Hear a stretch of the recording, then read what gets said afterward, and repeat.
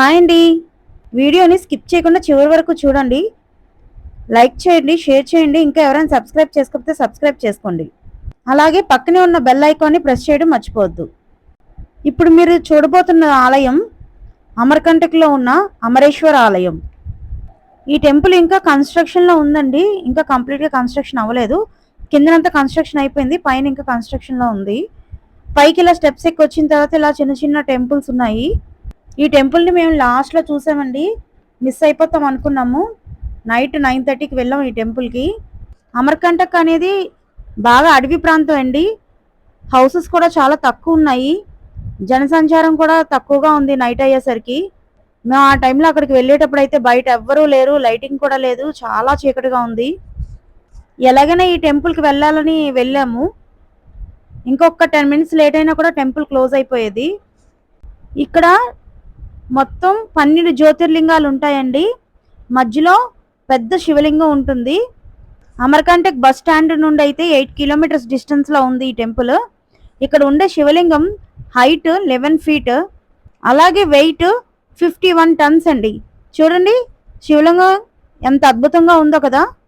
మాకైతే అక్కడ నుండి రావాలనిపించలేదు. అందుకే ఎంత లేట్ నైట్ అయినా కూడా ఆ టెంపుల్ని ఎలాగైనా దర్శించుకోవాలని వెళ్ళాము.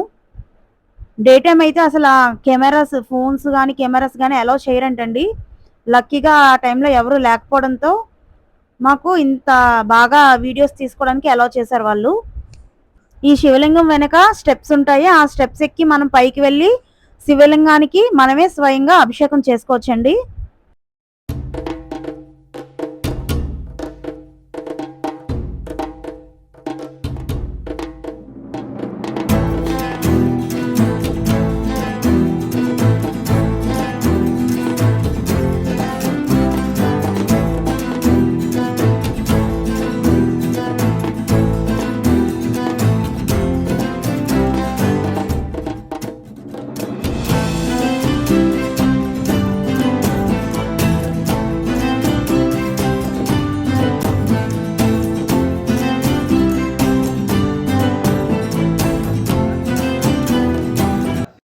ఈ శివాలయానికి ఎదురుగా బయట పెద్ద నందీశ్వరుడిని పెట్టారండి. చాలా పెద్దది నందీశ్వరుడు, చాలా బాగుంది. ఇక్కడ నుండి కూడా చూడండి శివలింగం. వీడియోని లైక్ చేయండి. ఇంకా ఎవరైనా సబ్స్క్రైబ్ చేసుకోకపోతే సబ్స్క్రైబ్ చేసుకోండి. మేమందరం కూడా స్టెప్స్ ఎక్కి పైకి వెళ్ళి వాటర్తో శివలింగానికి అభిషేకం చేసుకున్నాము.